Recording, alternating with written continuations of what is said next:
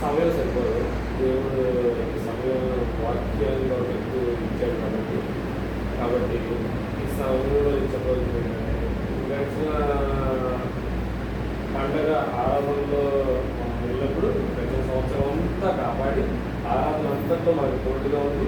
మరలా దేవుడి శరీరాన్ని ఆయన రక్తాన్ని తాగడానికి మన వాళ్ళందరినీ నడిపించాడు. ఈలోపు చాలా మందికి చాలా చాలా సమస్యలు వచ్చినాయి.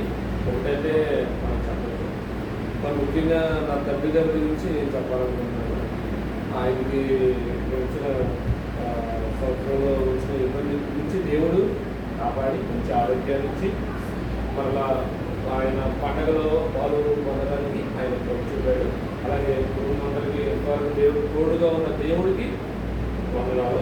అలాగే ఆ రక్తం ఇప్పుడు ఒక ఇంజక్షన్ చేయించుకుని ఒక ట్యాబ్లెట్ వేసుకుంటే ఏదన్నా సమస్య ఉన్నప్పుడు ఎలా తగ్గిపోతుందో అలాగే దేవుడు ఇచ్చిన రక్తం మన పాపాలన్నీ కూడా అలా తగ్గించేసేలాగా పనిచేస్తుంది. కాబట్టి మనం తిరిగి అది అందుకోకుండా ఉండేలాగా దేవుడు మనల్ని కాపాడాలని బాగా ప్రార్థించాం.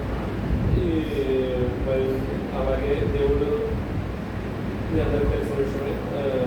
వాహనం తండ్రి గారికి ఏళ్ళగారికి రావడానికి కూడా ఇబ్బందిగా అవుతుందని చెప్పి ఎలాగా అనుకున్నప్పుడు దేవుడు కొంచెం చూపి వాహనం కూడా ఉపయోగించాడు.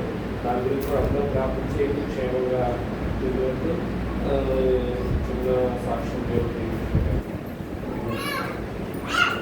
పల్లెటూళ్ళ జనుల రక్షణ భారమున పైన